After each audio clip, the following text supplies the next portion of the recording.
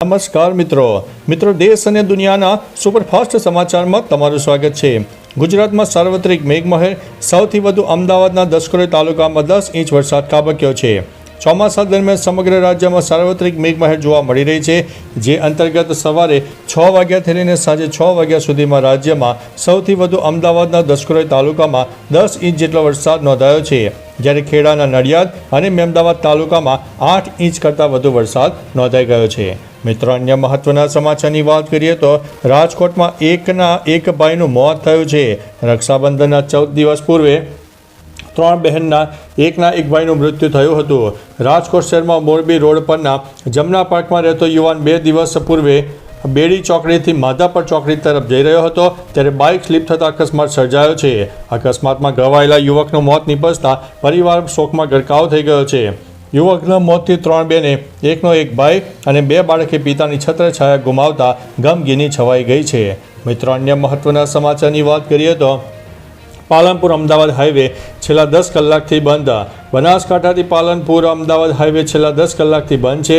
પાલનપુર આબુ રોડથી અમદાવાદ જતા વાહનોને ડાયવર્ઝન અપાયું છે। છાપીથી 15 કિલોમીટર દૂર આ 4 રસ્તા પાસે ડાયવર્ઝન અપાયું છે। વડગામ, ખેરાલુ અને મહેસાણા થઈને અમદાવાદ જઈ શકાશે। ડાયવર્ઝન અપાતા વાહન ચાલકોને 70થી 100 કિલોમીટરનો ફેરો કરવો પડશે। મોડી રાતથી છાપી નજીક એસટી સહિત અનેક વાહનો ફસાયા હતા। મિત્રો, અન્ય મહત્વના સમાચારની વાત કરીએ તો ભારે વરસાદને કારણે શાળાઓમાં રજા જાહેર। ખેડા જિલ્લામાં ભારે વરસાદને કારણે શાળાઓમાં કાલે સોમવારે રજા જાહેર કરવામાં આવી હતી, જેમાં બાલવાટિકા અને આંગણવાડીમાં રજા જાહેર કરાઈ હતી। બાળકોનું શૈક્ષણિક કાર્ય બંધ રાખવાની જાહેરાત કરાઈ હતી। ખેડાના નડિયાદ અને મહેમદાવાદ સહિતના પંથકમાં ભારે વરસાદ ખાબકી ગયો અને આગામી સમયમાં પણ હજુ પણ ભારે વરસાદની હવામાન વિભાગે આગાહી વ્યક્ત કરી છે। મિત્રો, અન્ય મહત્વના સમાચારની વાત કરીએ તો કેબિનેટ મંત્રી કુંવરજી બાવળિયાનું નિવેદન। ભાજપના પ્રદેશ પ્રમુખને લઈને ગઢડામાં કેબિનેટ મંત્રી કુંવરજીભાઈ બાવળિયાએ કહ્યું છે કે તે વિષય રાજકીય છે અને નિર્ણય ત્યાંથી લેવાશે। સાથે જ કહ્યું છે કે સમાજ માટે જે કરવાનું થતું હશે ત્યાં સરકારમાં અમે બેઠા છીએ। શું ઓબીસીમાંથી કોઈ આગામી સમયમાં પદ ગ્રહણ કરી શકે કે કેમ, તેવા સવાલો બોલતા તેમણે કોઈ પણ સમાજના તેના હક અને અધિકારો માટે માગણી કરી શકતા હોય છે। મિત્રો, અન્ય મહત્વના સમાચારની વાત કરીએ તો પરેશ રાવલનું હેરાફેરી 3 છોડવો એ એક પબ્લિસિટી સ્ટન્ટ હતો। પરેશ રાવલ થોડા સમય પહેલાં હેરાફેરી 3 છોડવા બદલ ચર્ચામાં આવ્યા। અક્ષયે પરેશને અચાનક ફિલ્મ છોડવા બદલ કાનૂની નોટિસ પણ મોકલી, પરંતુ પછી બધું બરાબર થઈ ગયું। પછી અહેવાલો આવ્યા છે કે કાનૂની નોટિસ અને ફિલ્મ છોડાવવા સમાચાર પબ્લિસિટી સ્ટન્ટ હતા। અક્ષયે આ અંગે સ્પષ્ટતા કરી છે અને તેમની વચ્ચેની લડાઈ તો અસલી હતી, પણ પબ્લિસિટી સ્ટન્ટમાં પર્સનલ ઝઘડાનો સમાવેશ ન કરી શકાય। મિત્રો, અન્ય મહત્વના સમાચારની વાત કરીએ તો ઊભી કાર જમીનમાં સમાઈ ગઈ। સિંગાપુરમાં એક કાર ખાડીમાં ફસાઈ ગઈ, જ્યારે રસ્તો અચાનક ખાડામાં પડી ગયો, ત્યારે અકસ્માત તાનાજોંગ કાંડરા રોડ ઉપર થયો હતો। અકસ્માત સહિત કારમાં એક મહિલા પણ સવાર હતી। સ્થળ ઉપર હાજર મ્યુનિસિપલ કર્મચારીઓ તાત્કાલિક મહિલાને બહાર કાઢી અને હોસ્પિટલમાં દાખલ કરી। સદનસીબે મહિલાને કોઈ ગંભીર ઈજા થઈ નથી, પરંતુ અકસ્માતનો વિડીયો સોશિયલ મીડિયામાં વાયરલ થયો છે। મિત્રો, અન્ય મહત્વના સમાચારની વાત કરીએ તો આ નંબરો પરથી આવતા કોલ્સને અવગણો। જો તમને +697 અથવા તો +698 વાળા આંતરરાષ્ટ્રીય નંબર પરથી કોલ મળે છે તો તમારે આવા કોલ્સને અવગણવા જોઈએ। આવા કોલ્સ ઓનલાઈન કૌભાંડ અને માર્કેટિંગ માટે કરવામાં આવે છે। તમે આ નંબરોને બ્લોક કરી શકો છો। જો તમે ભૂલથી ફોન ઉપાડ્યો હોય તો પણ તમારી કોઈ પણ વ્યક્તિગત માહિતી શેર કરવાનું ટાળો। મિત્રો, અન્ય મહત્વના સમાચારની વાત કરીએ તો ખેડૂતોનું આવક પ્રમાણપત્ર વાયરલ। મધ્યપ્રદેશના સતના જિલ્લાના એક ખેડૂતનું આવકનું પ્રમાણપત્ર સોશિયલ મીડિયા પર વાયરલ થયું છે। આ પ્રમાણપત્રમાં ખેડૂતની વાર્ષિક આવક માત્ર 3 રૂપિયા બતાવવામાં આવી છે। વિરોધ પક્ષ કોંગ્રેસે ઇન્સ્ટાગ્રામ ઉપર ફોટો શેર કરીને રાજ્ય સરકાર પર કટાક્ષ કર્યો છે। જો કે આવકનું પ્રમાણપત્ર આપનાર તહેસીલદાર કહે છે કે આ પ્રમાણપત્ર ટાઈપિંગની ભૂલને કારણે જારી કરવામાં આવ્યું હતું। ખેડૂતની વાર્ષિક આવક 30,000 રૂપિયા છે। મિત્રો, અન્ય મહત્વના સમાચારની વાત કરીએ તો સુરતના વેપારીઓ 100 કરોડના તિરંગા બનાવશે।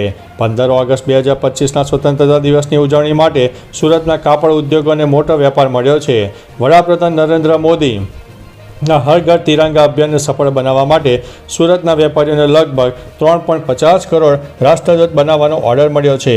આનાથી કાપડ ઉદ્યોગને અંદાજિત 100 કરોડનો વેપાર થવાની અપેક્ષા છે। ચીનથી આયાત ઘટતા આ વર્ષે સ્વદેશી ધ્વજ લહેરાશે। મિત્રો અન્ય મહત્વના સમાચારની વાત કરીએ તો ધરોઈ ડેમ એલર્ટ ઉપર, ગમે ત્યારે દરવાજા ખોલવા પડી શકે છે. સાબરમતી જળાશય યોજના હેઠળનો ધરોઈ ડેમમાં એલર્ટ સ્ટેજ ઉપર પહોંચી ગયો છે. હાલ ડેમમાં પાણીનો જથ્થો 80% જેટલો ભરાઈ ગયો છે. ઉપરવાસમાં 46,110 ક્યુસેક સતત પાણીની આવક ચાલુ ગઈ હોવાથી ગમે ત્યારે ડેમના દરવાજા ખોલવાની ફરજ પડી શકે છે.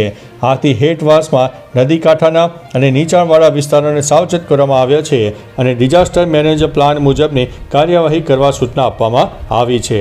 મિત્રો અન્ય મહત્વના સમાચારની વાત કરીએ તો પતિએ મિત્ર સાથે મળીને પત્ની પર દુષ્કર્મ આચર્યું. સુરતના કાપોદ્રામાં 26 ગંભીર ગુનાઓમાં સંડોવાયેલો અને જેલમાંથી છૂટેલો એક પતિએ શંકાના આધારે પોતાની પત્ની પર મિત્ર સાથે મળીને દુષ્કર્મ ગુજાર્યું અને ત્યારબાદ તેને માર માર્યો હતો.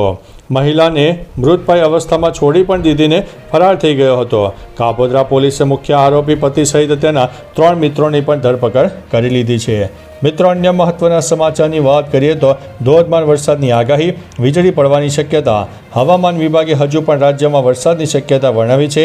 મહીસાગર, દાહોદ, અરવલ્લી, સાબરકાંઠા, બનાસકાંઠા, મહેસાણા, પંચમહાલ, અમદાવાદ, ગાંધીનગર, ખેડા જિલ્લામાં ભારે વરસાદ અને વીજળી પડવાની સંભાવના છે.